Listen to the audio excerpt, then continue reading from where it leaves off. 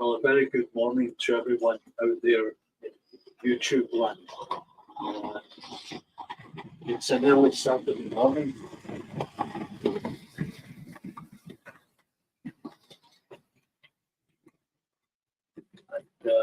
coming to you live from Partickhill station here in my basement at the Toronto area.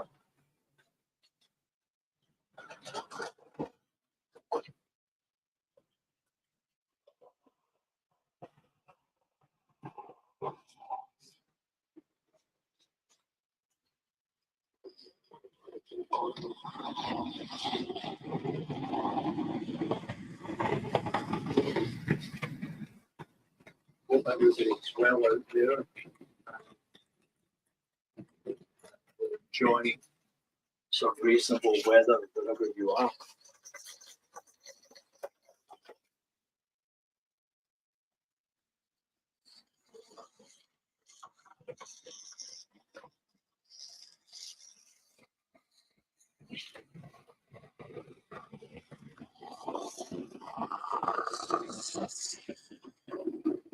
So I have a couple of freight trains running here, just a bit different. One is primarily petrol, the other one is minerals. So it's early Saturday morning here in the Toronto area, 7 o'clock in the morning. I just thought I'd jump in and do a quick video.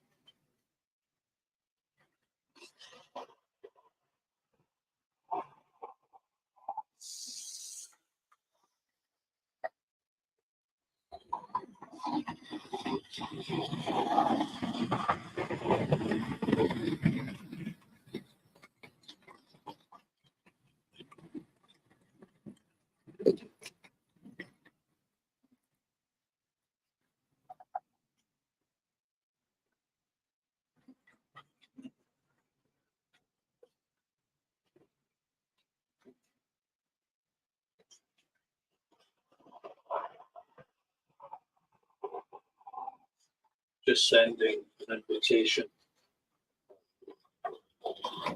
to my cell phone.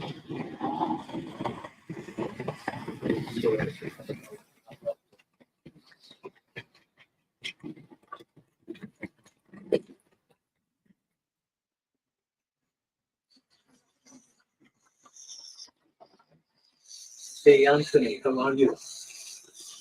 Early morning and welcome. Yeah, I'm good. I was awake at 4:30 this morning.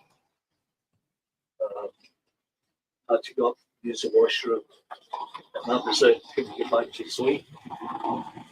So I thought I'd do a quick video here. So unusual time. Hope you can hear me. Just let me know if you can.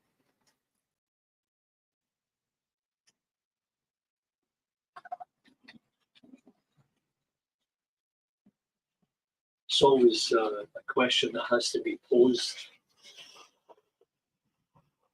Audio always seems to be a challenge.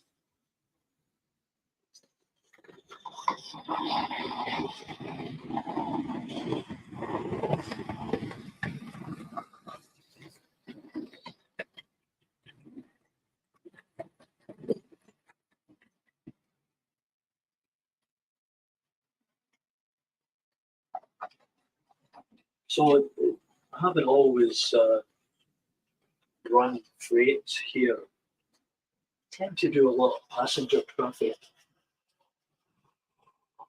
Okay, I'll need to work on the audio. Thanks, Anthony. Appreciate that.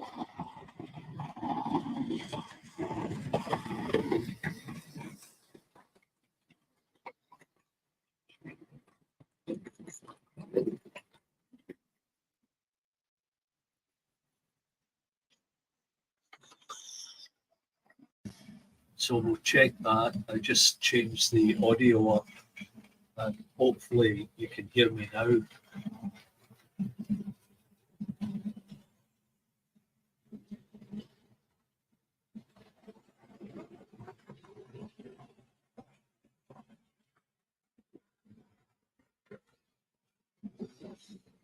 Yeah, so it's all, as I say, it's always a challenge. I'm running this from my laptop, and sometimes the Logitech cameras pick up audio. Okay, that's great. Thanks, Anthony.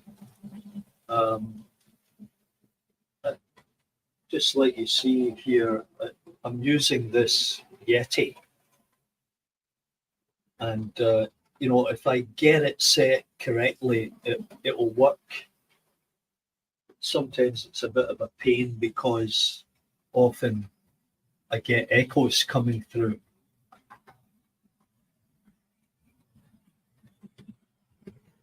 So as I said, I'm going to be doing a couple of unboxing.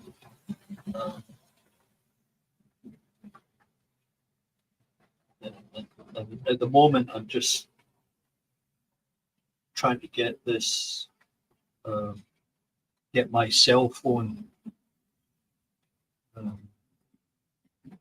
Just going to give me a second here.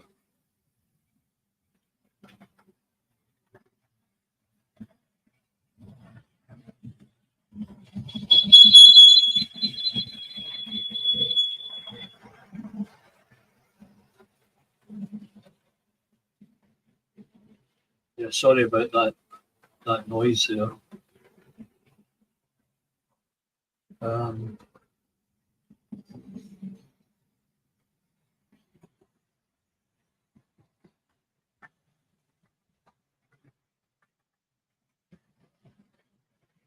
Yeah, okay. Hey, Andy, how are you? Just hoping I don't get any complications with the audio here while I set this up.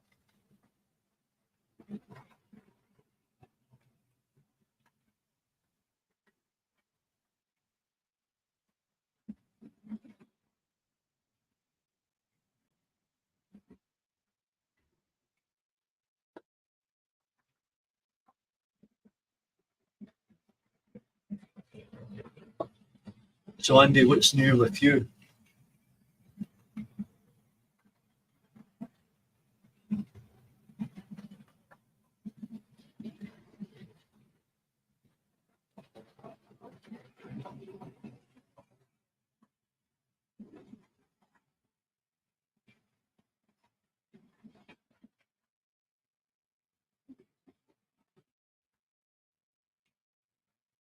I've got some grain tankers here, which I'll show you. Got a bunch of these, but they've got those. I guess these are Pico. Not sure what they are. There's no markings on them, but I need to change these couplings. I think I've got 5 of these. There's many more around that have got the usual couplings, the hooks, as you can see here.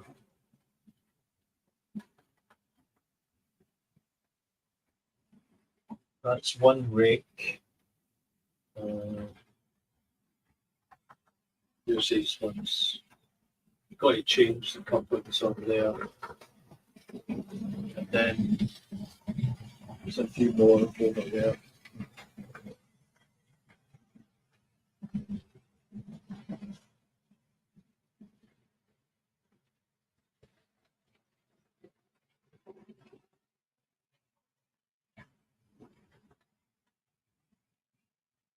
Oh, that's good, Andy. So I don't know if you've seen my efforts of making the trees as per Boomer diorama. Let's see this.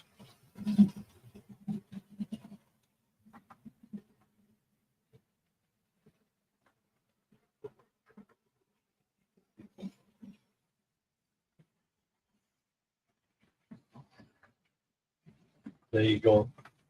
So, you know, they're made from barbecue sticks or similar type pieces. And then I used static grass on top of the wire that I wrapped around the trunk. So I was really happy with the way they turned out. Very realistic looking.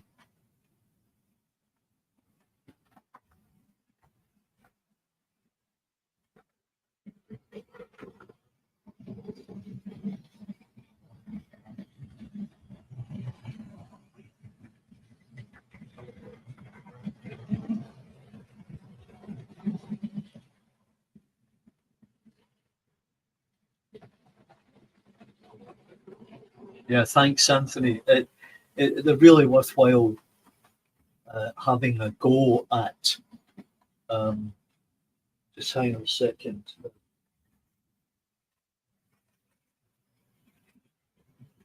So I purchased a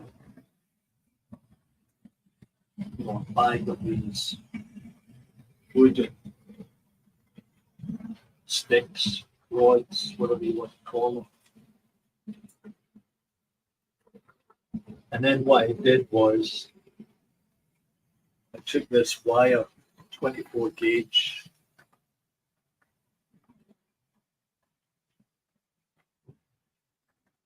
and I wrapped it around the sticks.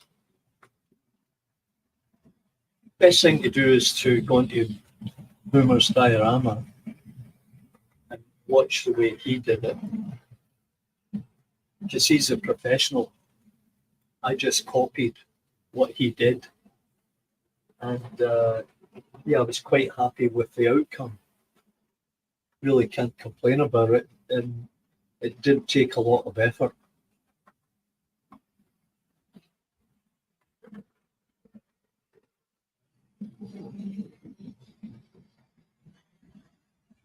Yeah, the last little while, I've been doing a bit of how to do it yourself type stuff, just to be a little bit different from everybody else. And you know, I made a number of different things, and I did a series of videos on the trees. And the interesting thing was what I noticed on my latest video of the Gresley and Thompson coaches, well, specifically the Thompson coaches. YouTube pulled out a 2-minute video and posted it as a short. Well, it was under 2 minutes, and it was a landscape format. So this is what they're doing now. They're promoting landscape 2-minute shorts, which is a good idea. And I was quite happy with the outcome of what they did.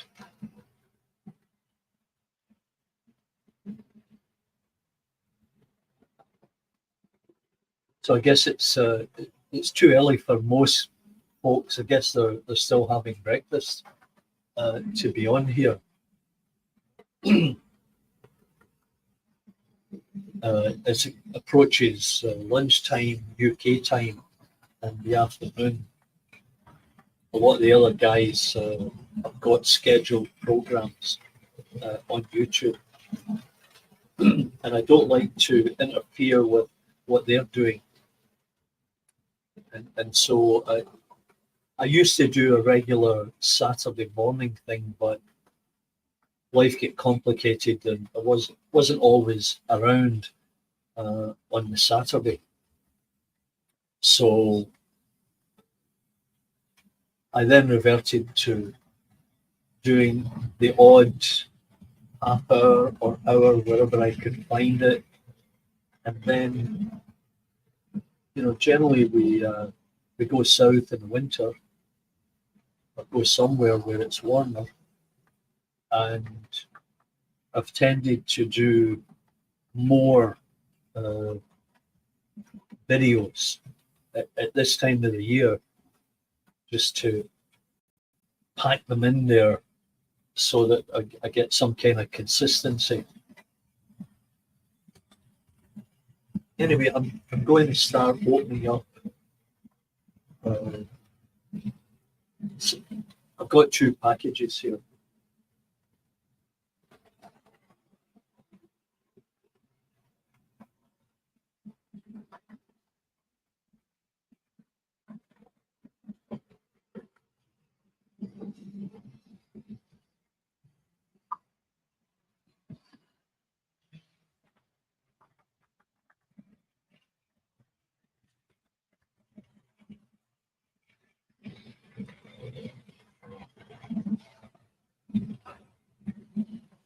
Okay.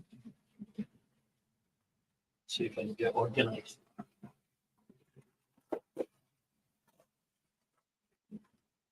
Turn it round that way.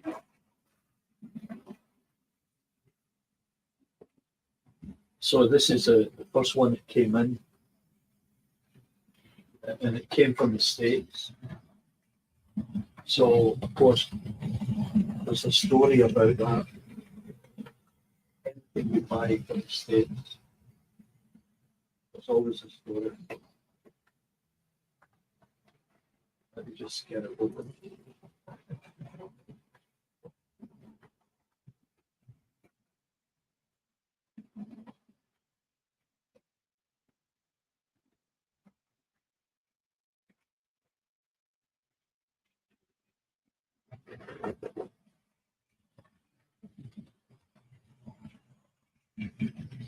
Fairly well packaged here.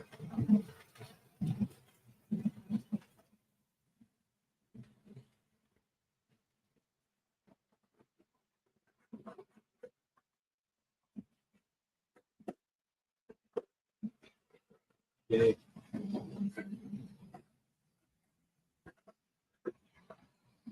What's the paperwork?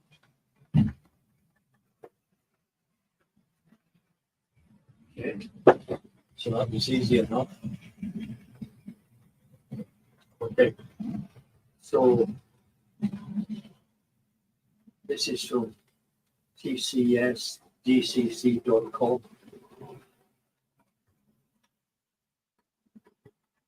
Now, I hope you're hearing me clearly.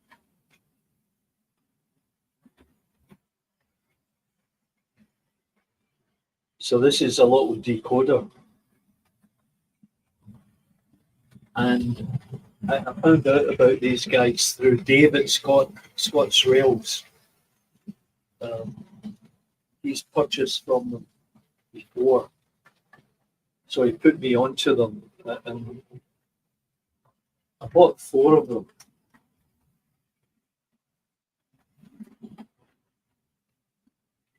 And it took about a week or 10 days to get here.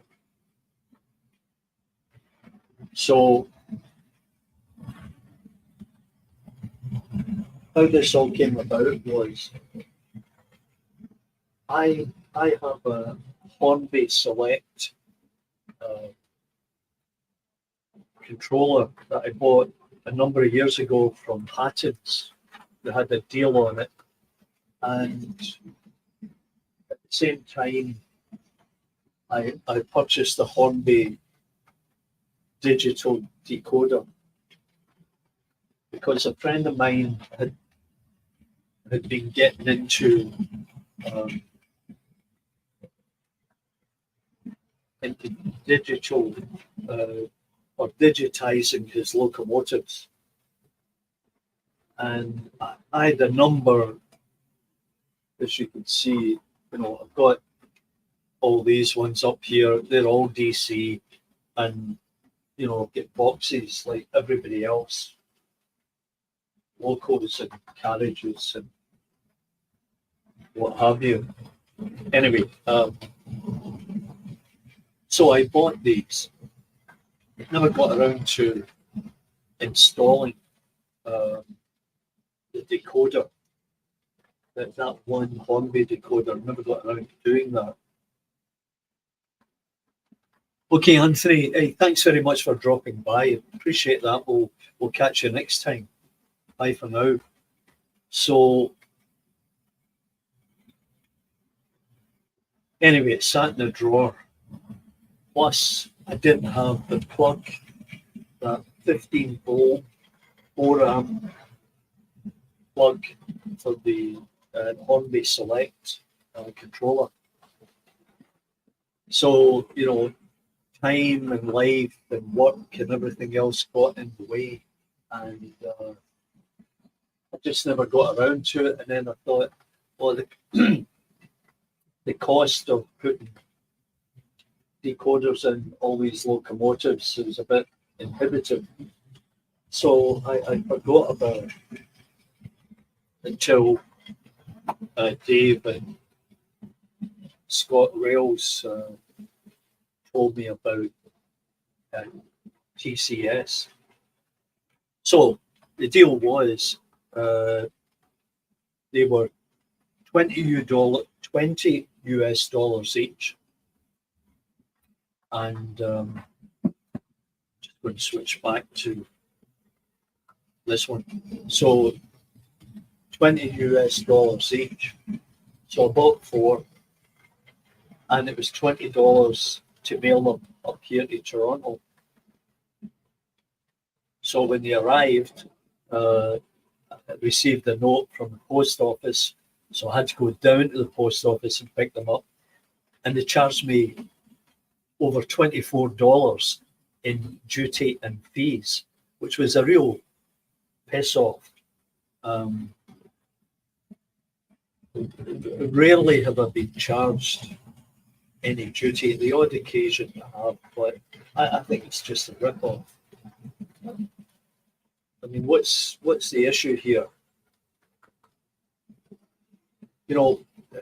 Back in, I guess, the 80s or 90s, they had this free trade arrangement.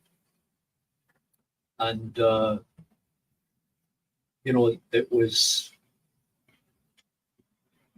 it was a case of, to make things easier, more transparent, free flow of information and goods. And everybody thought, oh, that's great. It'll be easier for those people who need to go and work in the US for one reason or another. And things should be cheaper. Well, it didn't work out like that.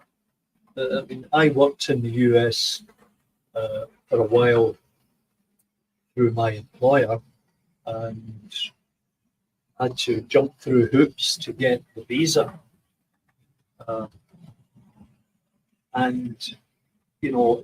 Things didn't end up being cheaper. So I'm not really sure who got the benefit of that agreement. Anyway, for people like us, hobbyist modelers, to get charged $25 on $80 worth of equipment is asinine, ridiculous, and definitely a rip-off. There's got to be a better way. And I think, possibly what I might do in future, and in fact, what I've done is we're going to my daughter's for Christmas. And the one daughter lives in Nashville. So I've ordered a book that I wanted to be delivered to her house, and I'll pick it up at Christmas. That way I don't have to worry about the cost of fees and duty.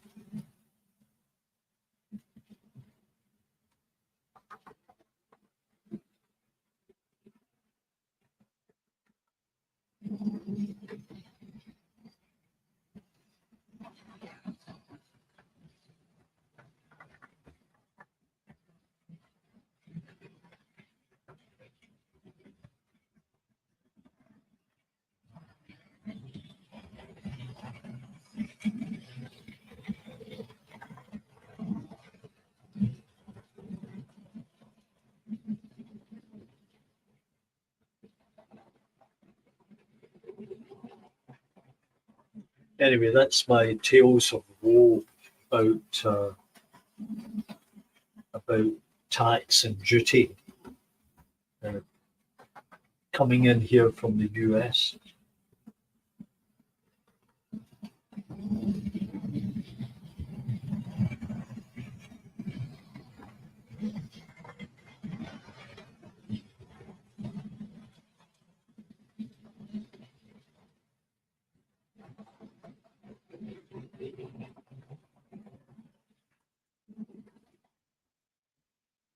So I'm doing another unboxing here.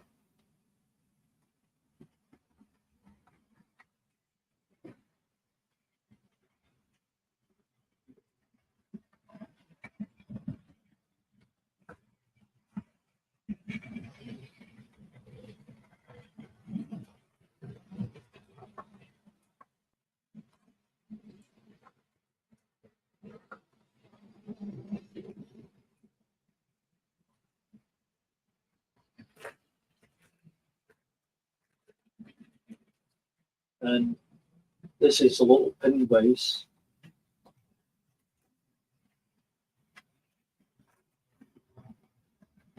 Which has a bunch of small bits which we all need. And that was through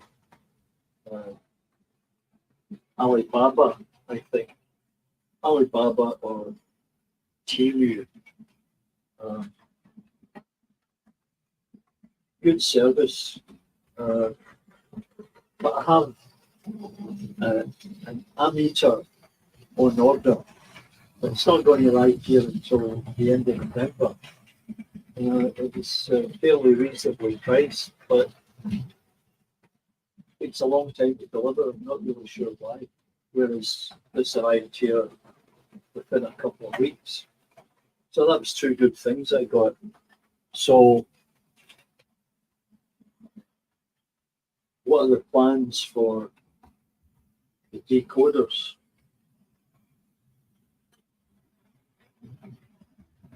As you see, it's pretty small. I should get back to Dave at Scott's Rail and see what it has to say about installing them. Charleston Eastgate, good morning. How are you? So what's happening over there? How's the weather? Here's Dundas James. James, good morning. Still dark outside a little bit. I was up at 4:30 this morning, and well, I just couldn't get back to sleep, so I watched YouTube for a bit, and then decided there won't be too many guys making videos at this time in the morning, so I thought I'd jump in and do something. So last night I set up these two trains to run some freight.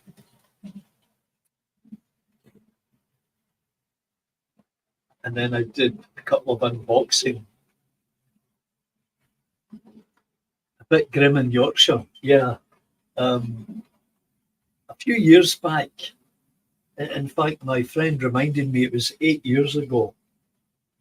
We had gone over to Glasgow and rented a car, and then we drove. I guess the first stop was Carlisle, and we had a bed and breakfast place in this old Victorian um, hotel.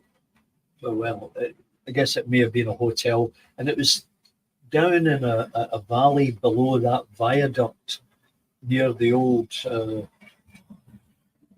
train station, and at the top of the hill was the station hotel. Not sure if you know Carlisle, if you know that area.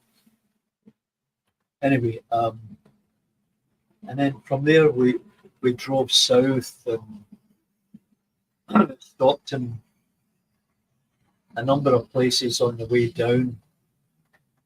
Cut across to Crewe, went to the museum, and then over to Chester.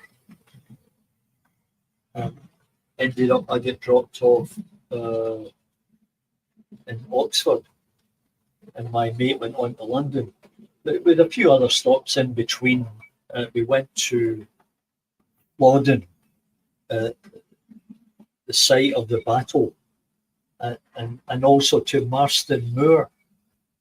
So we were doing a historical battlefield trip, some train stuff in between, and yeah, it was great driving through the countryside. And in fact, one day we're out driving around and came across a hunt of all things, and there were half a dozen people on horses, and the hounds were there, and we chatted to them for a while. And the funny thing was, they said, "Oh, where are you chaps from?"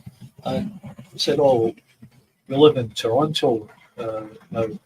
"Oh, Toronto, we have people in Toronto." I thought that's very pompous, but it was entertaining. They were very nice and all that. And tally ho, and off they went.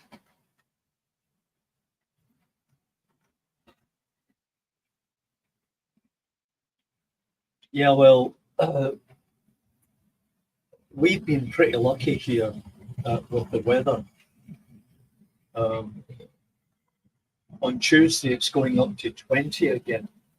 So the good weather keeps on giving. The last couple of days, it's ranged from 12 to 18. And then the week ago, it was over 20. Yeah, so that was a good trip, and we'll need to do another trip like that. In fact, my wife is going to Italy with some of my family next May, around about that time. So the possibility that I might fly to Glasgow with her. She'll hook up with my family and head over to Italy, and I might just go on a little tour or wait for her coming back and then drive down into England. I don't think there'll be too many train shows on at that time of the year, but we'll see.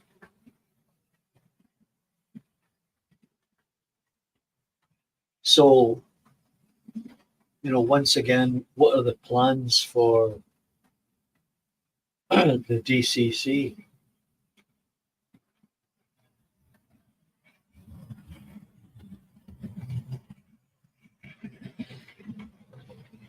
Well, I've got a number of choices. And I'm not really sure which one to go with. But what I have thought about is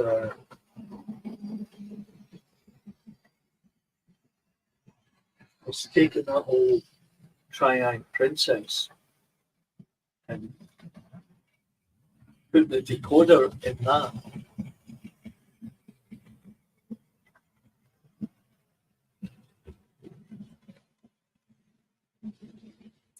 Now the thing is, I need to make one, either make one dedicated track,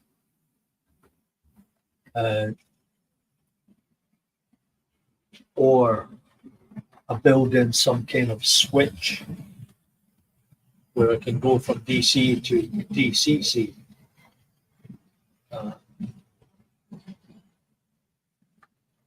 It'll all be very, very much experimental. Now I have a total of 5 decoders available now, and the other thing is, how compatible are those decoders with my locomotives? So I've got locomotives that are from the 50s and 60s, the old Triangs, all the way up to Class 91, HSTs, and EM2. So there's a wide range of. Still working on first coffee, James. So I've only had 1, 2. I need to go back upstairs and get another one.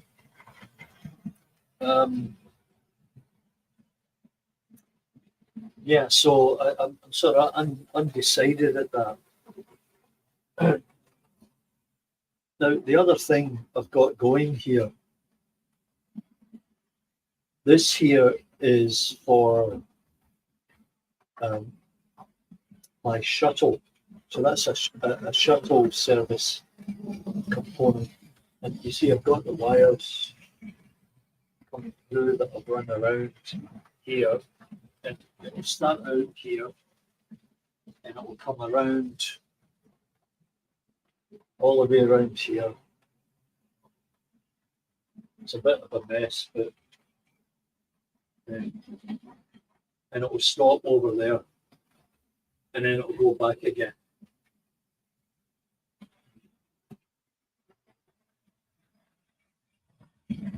So I've still to hook that up, and my knowledge of electronics is pretty basic. In fact, this layout is run off. Show you that. This Tech 2 runs out the one track, and this small unit here runs the other. I said it's all very basic.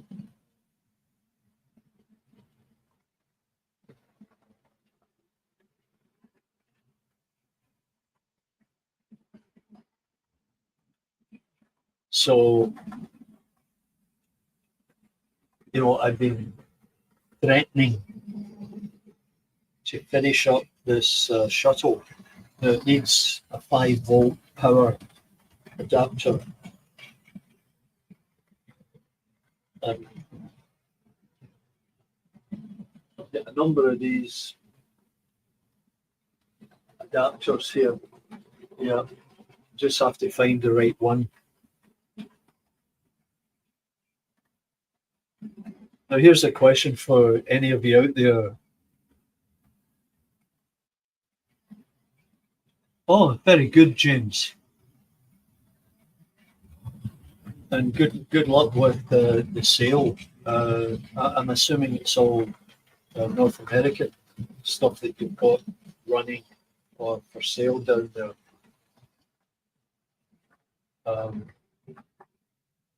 Yeah, so here's another question that someone might be able to answer. The Hornby Select requires a 15-volt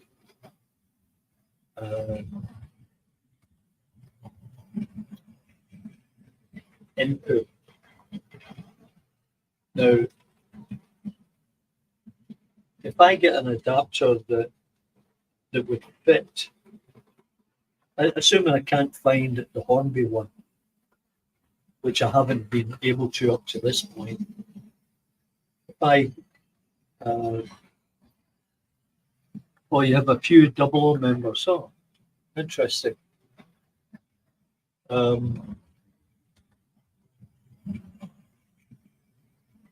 So if I had something that's rated at 19 volts,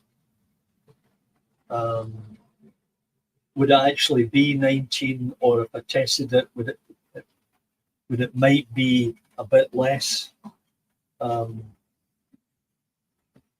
Should I make sure that I find the actual extension plug for that unit and just stick with the 15 volts? Dan's model railroad journey, Minnesota. Hey, how are you? Minnesota. Yeah, my wife used to work for 3M, so she was out there many times. And many years ago, I had an opportunity to go to Duluth for an interview at the shipyard there because I was a draftsman. And they sent me a ticket to fly from Toronto out there. I never made it. I got as far as Wisconsin. Duluth was shut down because of a winter storm. So I never got back out there. But I heard it's pretty cold there also. And I've been to Winnipeg, which isn't too far away from Duluth. And I worked in Winnipeg for 2 years on and off. And, minus 40 in the winter was just awful.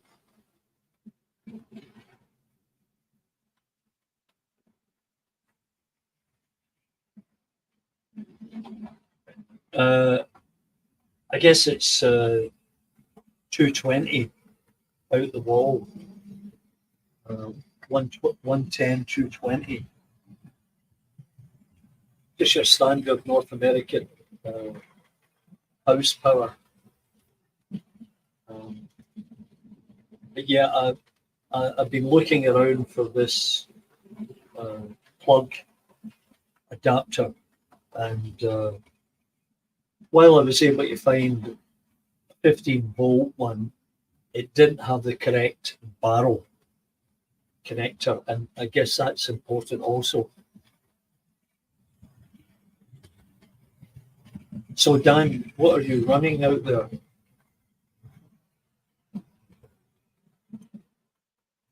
So just for your info, Dan, this layout is it's a British 00 layout based on a station close to where I lived in the West End of Glasgow. It's called Partickhill. So hence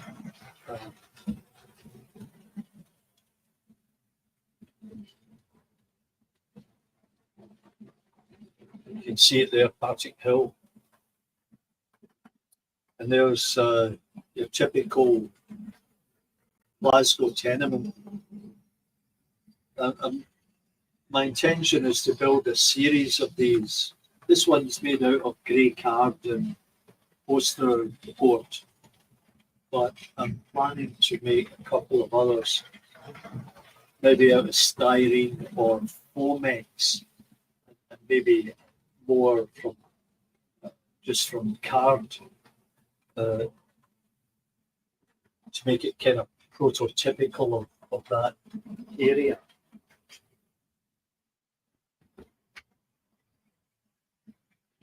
Now the bridge that you see there, I made that from map board, you know, the material used on paintings.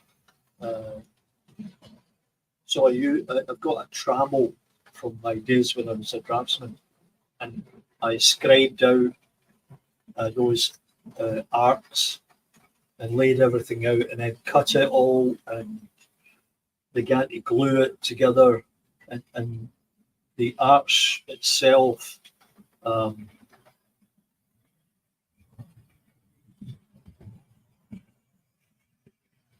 the arch itself is made up of 3 pieces.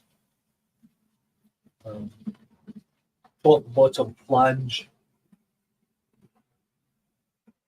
and the web, all made from the same material, as are columns and braces. Yeah.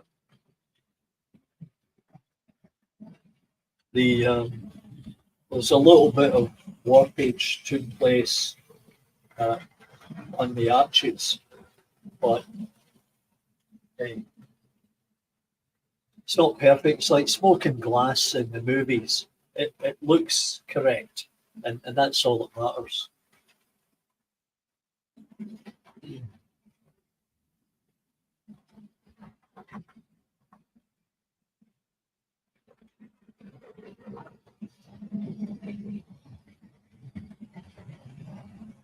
Yeah, thank you, Dan.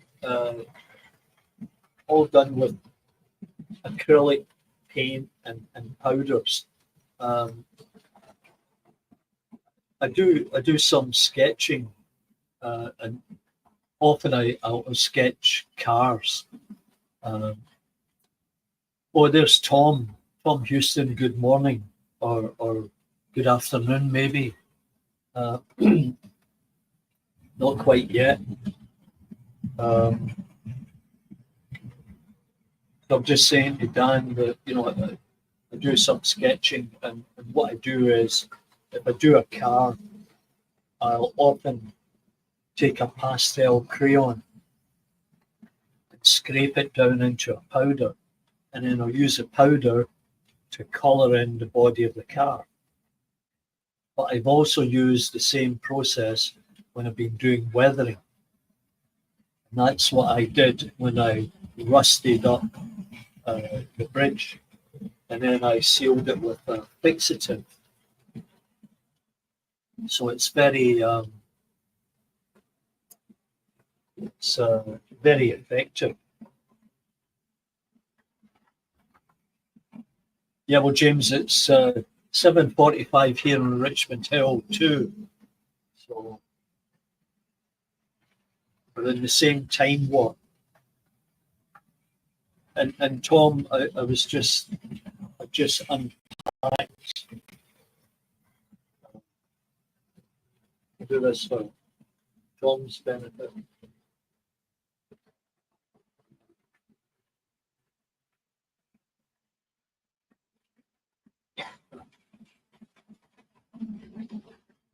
So I bought these TCS decoders. Well, you can see it, quite small.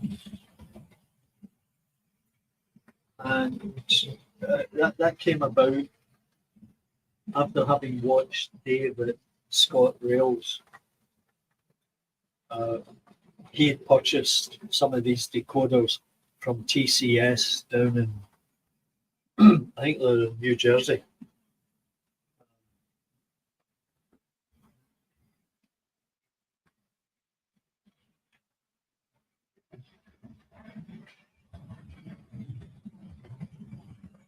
Anyway, he bought these and installed them in a couple of these locos, and everything seemed to work fine. So I'm going to get around to start installing them. So I've got those 4 plus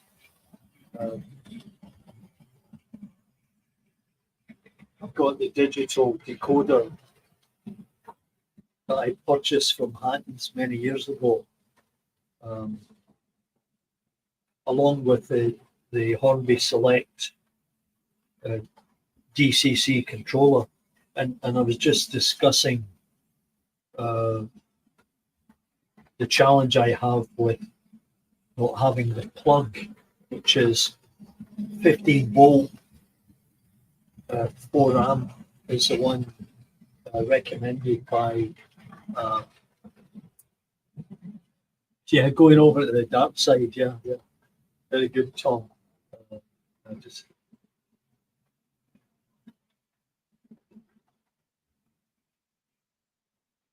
I've got the Hornby Select.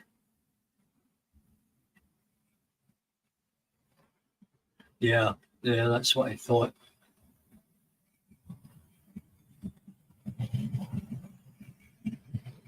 Yeah, so I just can't find that plug.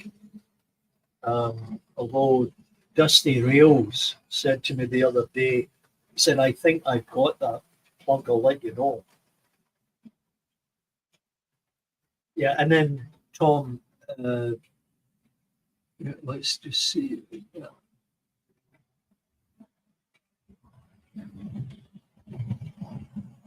Yeah, I don't need another fire.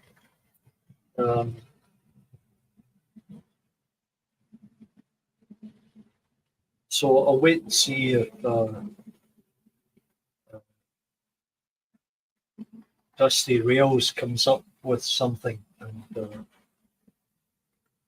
I'll try it. Then it's a case of deciding which ones I'm going to do it on.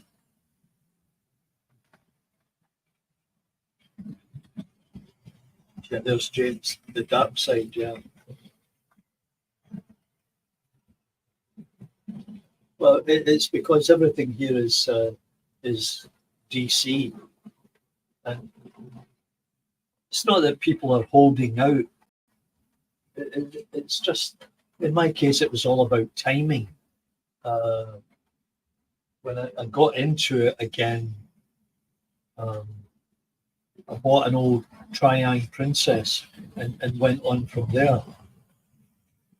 And then, as I said, life and everything else got in the way, and I missed the sort of opportunity to get into DCC. Plus, DCC, it's like magic. I'm not so sure about that, and I missed that sort of opportunity to make the quantum leap. And so now got all these locals that are all DC, and touch wood, they're all running pretty smoothly.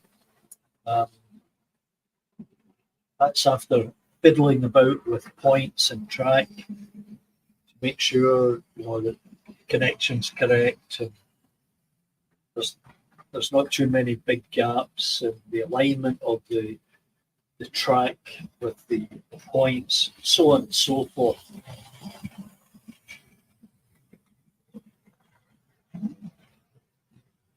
Well, N scale, it's a little bit too small for me, I think. I like N scale from a perspective of how much you can pack into the space, and I could make this a much more complex layout if I was running N scale, but at the time it was 00 scale for me. Yeah, James, I know I've popped in on your show on the Monday nights a few times, and if I'm around Monday night, I'll do the same.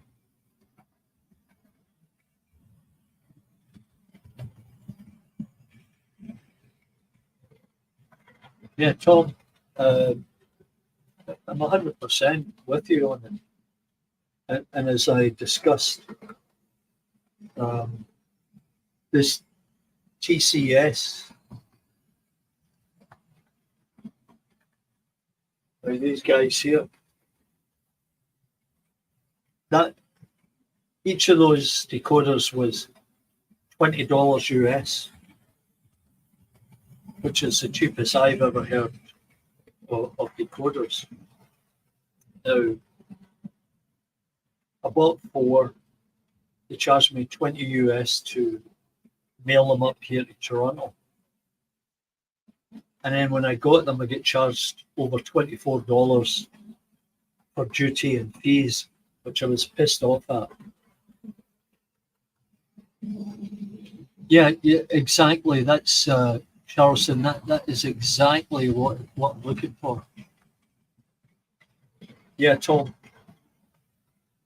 Well, the shipping was $20 US for the 4 of them, and it came in a box. Like, there's the box that it came in. Way too big for 4 little small, but I guess that's a sort of standard size. There is a Canadian dealer. Oh, I didn't know that.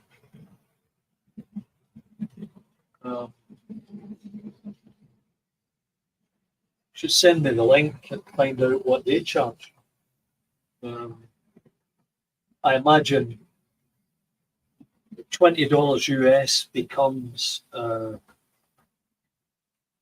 $25 or something or more. But then you don't have $20 shipping costs. Well, maybe you do. Probably a wash at the end of the day.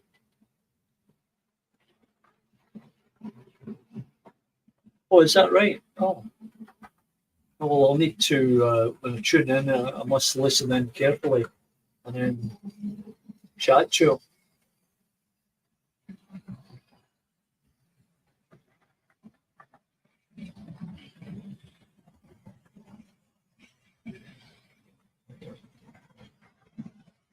Yeah, Tom, sorry, I still haven't got this thing finished, but as you can see, I've got all the wires coming out from underneath the table. This is a little 5-volt, I think it's 5-volt power unit. Or, no, it might not be 5 volts, but I need to get, I think I have a 5-volt adapter for that unit. And then I can get that area cleared up and start running the shuttle.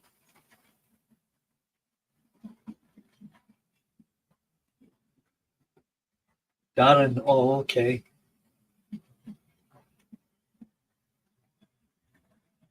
Yeah, sure would. Right. Yeah, there was no need for the box. I'm not sure.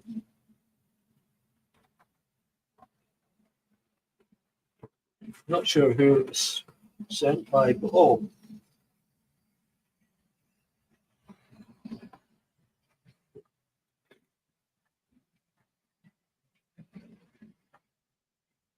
Yeah, the exchange rate was 1.38.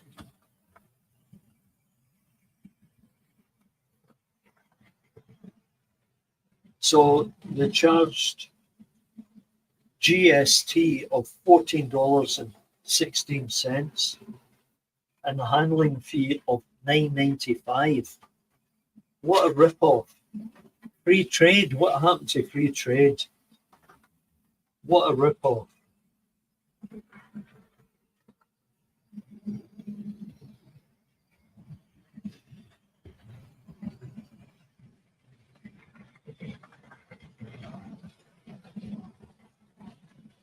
Yeah, I'm not sure how it's. Oh yeah, USPS. I thought if you went USPS, there wouldn't be any generally speaking, wouldn't be any fees or duty. But yeah, you're right, James. Nothing is free.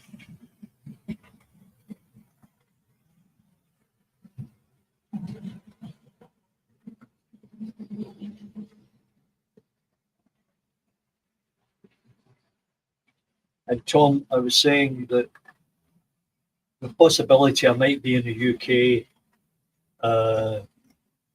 next May, June. Not 100% sure yet. Because my wife is going to hook up with some of my family in Glasgow and go on a trip to Italy.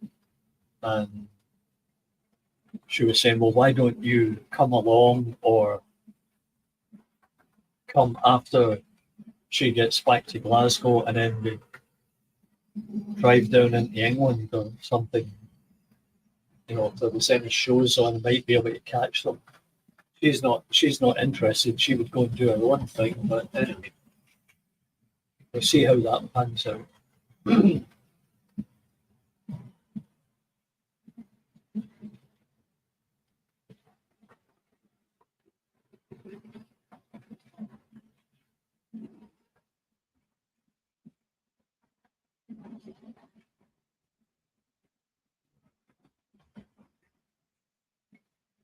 Yeah, you're right, James. Don't know why they wouldn't use a bubble envelope. Maybe there's some restrictions. Who knows? In fact, I was in California and I found that Tamiya. I think it was Tamiya, the compressed air can. So I bought one. It's $5-7. And I thought, well, I wouldn't be able to get this on the plane, so I should mail it. And it cost me over $30 to mail it back up here to Toronto.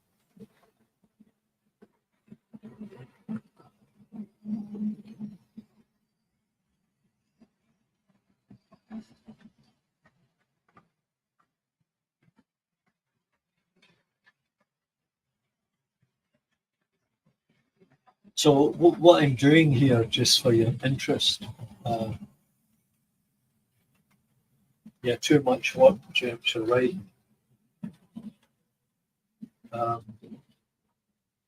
So I'm running this through my Apple laptop. And hey, Newland, Clive, how you doing? Yeah, that was an interesting broadcast that you did with your new layout. The car overhead. Which car was it that was overhead?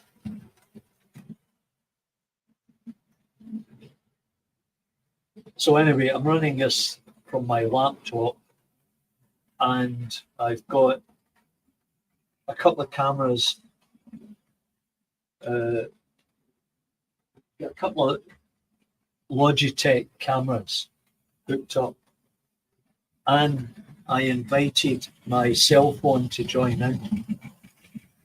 The escort van was overhead. Ah, you must have quite a headroom there.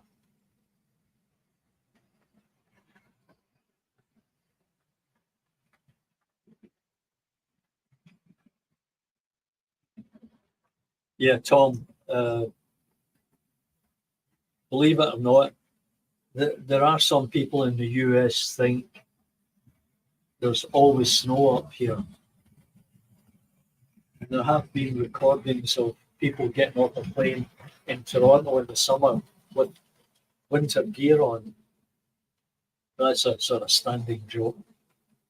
But when you go down into the States and you watch the news and you see the weather, Canada is this big grey area. There's no cities indicated. It's just a big grey mass above their border.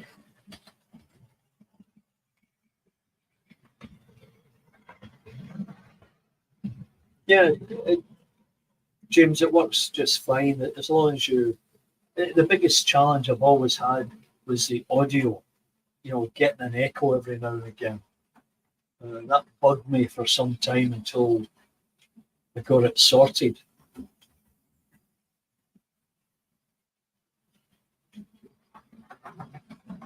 And trying to put too many cameras on can be problematic. Turn which mic off?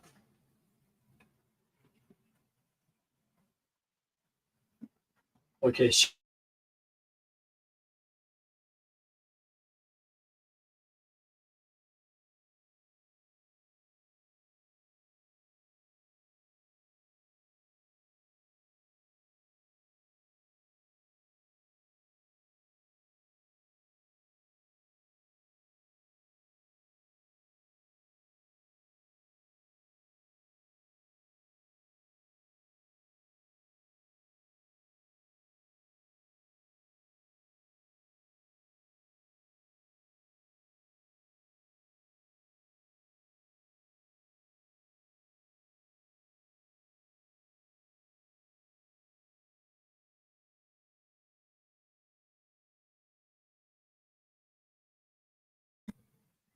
Okay, you should hear me now. So I've got the Blue Yeti plugged in to the laptop, and it's the icon for Streamyard is for the audio is not muted. So I'm assuming that it works this way. I selected the Blue Yeti as the audio, and that's how you can hear me. But I know that the iPhone, of course, it has its own mic, and I muted it on the screen. Let me just see for a second. Like I've got that iPhone muted, so we wouldn't get any echo through there. But these two webcams that I've got, I think they've got microphones in them too, and I thought I had turned them off, but I guess it's always something you've got to be careful about. Yeah, very good, Tom. Yeah. Yeah, in the beginning when I was doing this, I was getting a lot of echo, and that was very frustrating.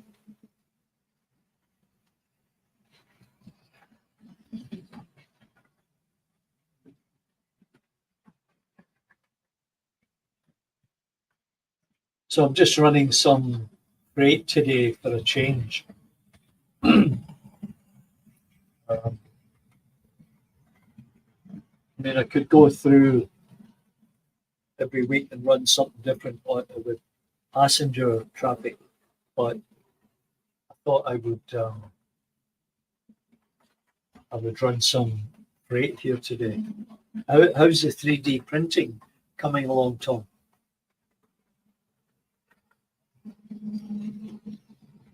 I think I showed you that one. And I think I sent you that file. Now, a tip for you on this one, you might want to reduce the density to save material and to complete the printing faster. But you can also, as I said, go in and modify the file, change the size, etc., etc. It's a good little exercise. And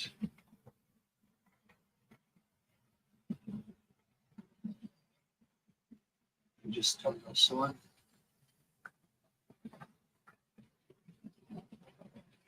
Yeah, Tom, I think I sent you the file for the buffers, so you'll be able to print them out too.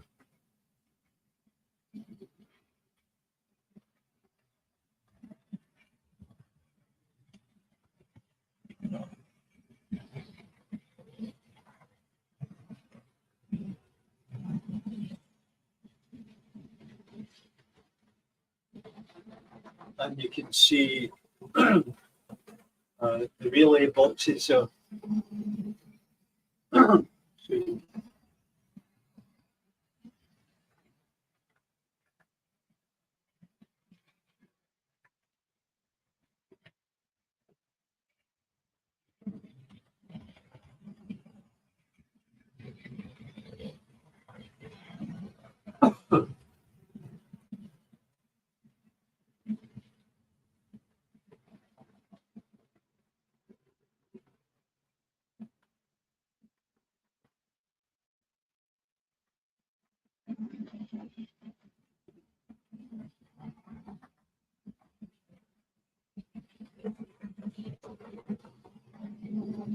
yeah, life is busy. Right now, I'm trying to find somebody to cut me a piece of glass. First of all, I have to find the glass or somebody who sells glass and then cut it for me for the table for my printer, because the monoprice printer that I have came with this material of the table, and it's worn out and I'm having to replace it. So I thought I would go with a glass top, but I've been to a couple of hardware stores and no, they don't sell glass. Been to the craft store, of course they have glass for framing purposes, but they wouldn't cut me a piece. Anyway, not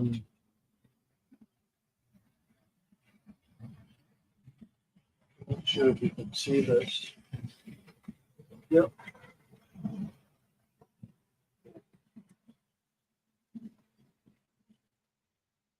So I bought this. I don't know, it's $5 or $7. It'd make for a nice little substation.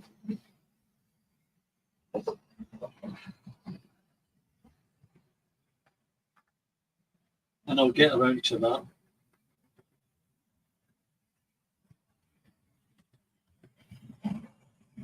Yeah, so I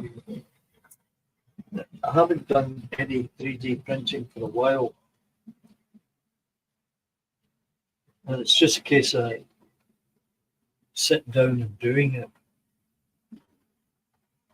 And there's lots of stuff out there that you can download now. Complete locos and carriages and coaches that guys have built.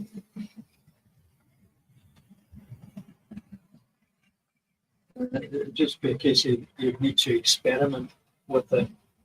How long it would take to print, whether it be best printing in resin or in filament. The resin printers are generally pretty small. I'm not sure what the cost of a large one would be. So printing small items on a filament printer or a resin printer is quite efficient.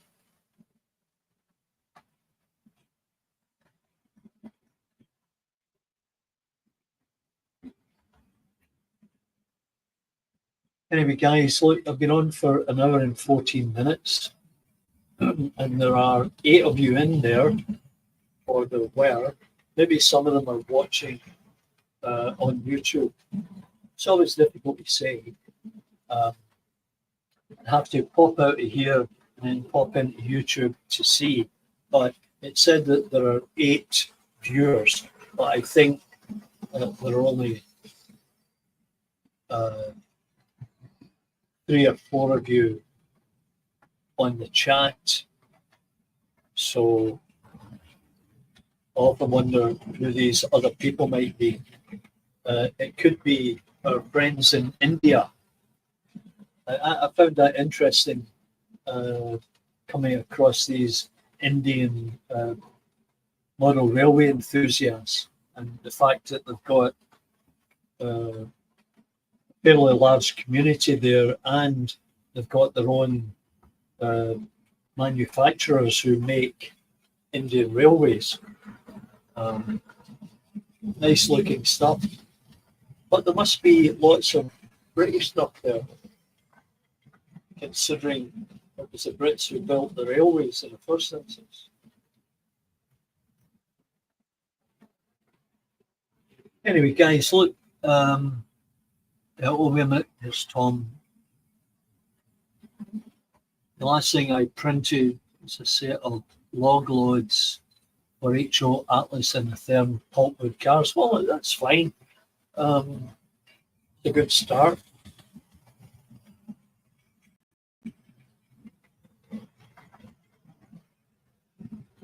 So I'm expert curious from Buenos Aires, although I love your Norman Chadwick.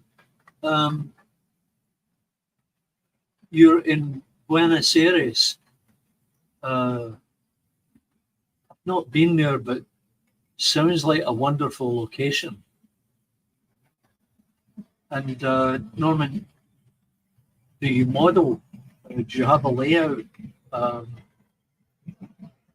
did you find my channel?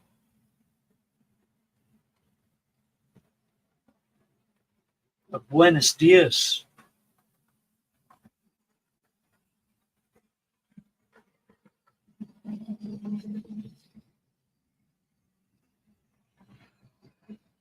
Yeah, everybody say hi to Norman.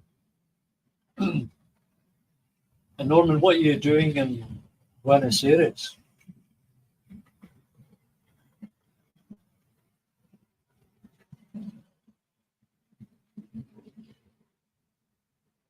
Your grandpa was from Manchester. Wow.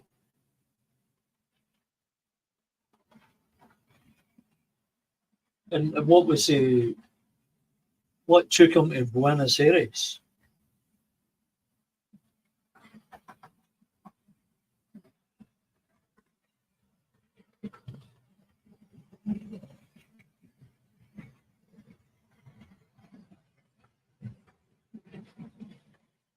I know there's an extensive railway system down there.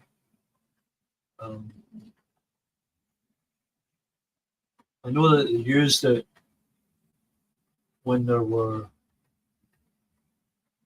I think, cattle and sheep that got transported down to the coast to Buenos Aires, and then on ships and over to the UK and Europe.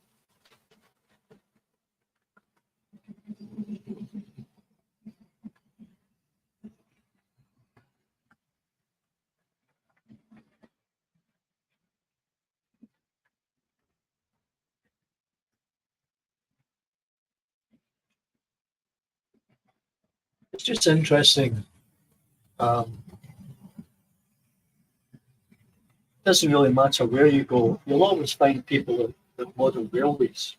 And I know we've got a few friends in the community in New Zealand.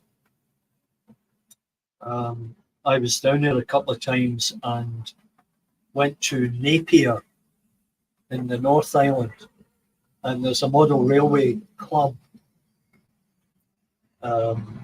in the old town of Napier. I think it's above a toy store, but they've got 2 or 3 different sized layouts there. It was really interesting.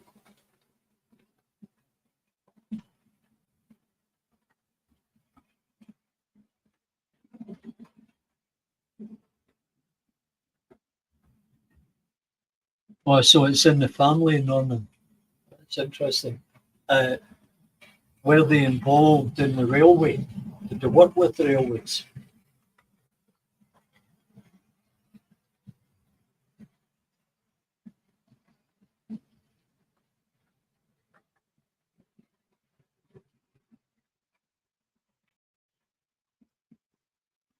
Yeah, we were in Hong Kong, and I was trying to find out where.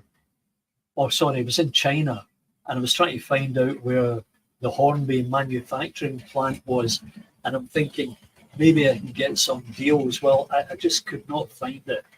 But the highlight, or one of the highlights of that trip was I was on a bullet train from Beijing to Xi'an, where the Terracotta Army is, and that was 1,300 kilometers in 3.5 hours. We travelled first class. It was outstanding. You barely felt you were moving.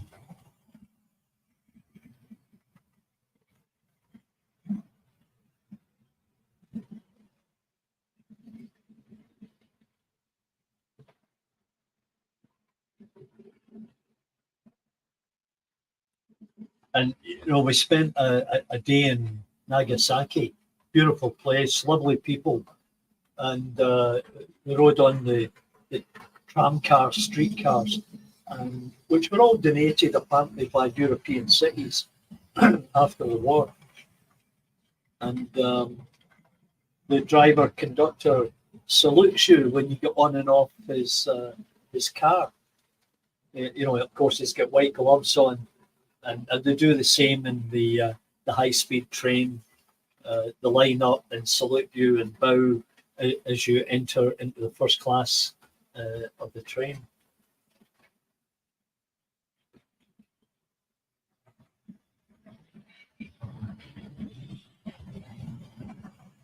Yeah, one of the navigators looking from Newfoundland down to South America. Yeah, I didn't know that, James.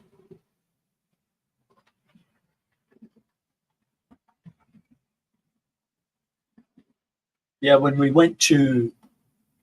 took that bullet train trip, we went to the city of Xi'an, and that is where they have the Terracotta Army, which they uncovered a number of years ago by accident. Now there are thousands upon thousands of these statues, these figures, and there's no two faces the same. And there are horses and chariots. What they did was they found that they had all been lined up, so they dug it out in trenches, uncovering these figures.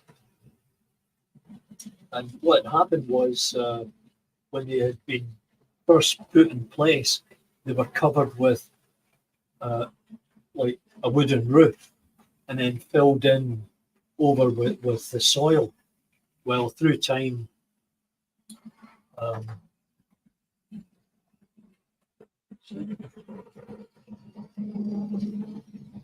through time, the wood broke down and everything collapsed. And many of the statues were damaged, so they've got a whole area where archaeologists and artists and sculptors work to restore everything. It's just the most incredible sight. Unbelievable.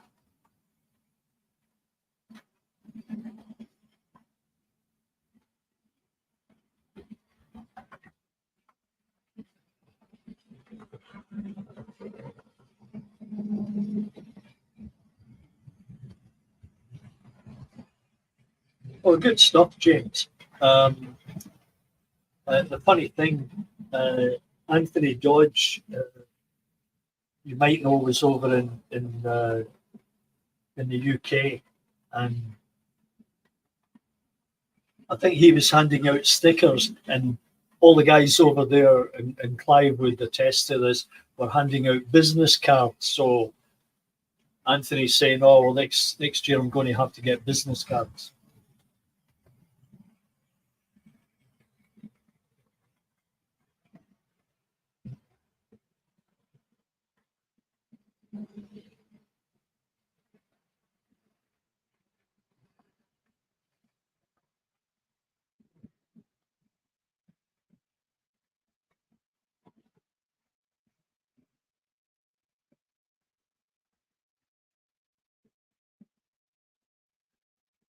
Okay, guys, look, I'm going to go now because I'm sure there'll be other enthusiasts waiting to capture your attention.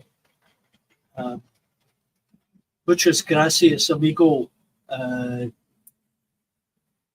Norman, and we'll see you next time. Thank you uh, for dropping by, and everybody else, stay safe, and we'll catch you next time here at Partickhill Station. Remember to give me the big thumbs up, like and share, and drop a comment. We'll catch you later. Bye for now.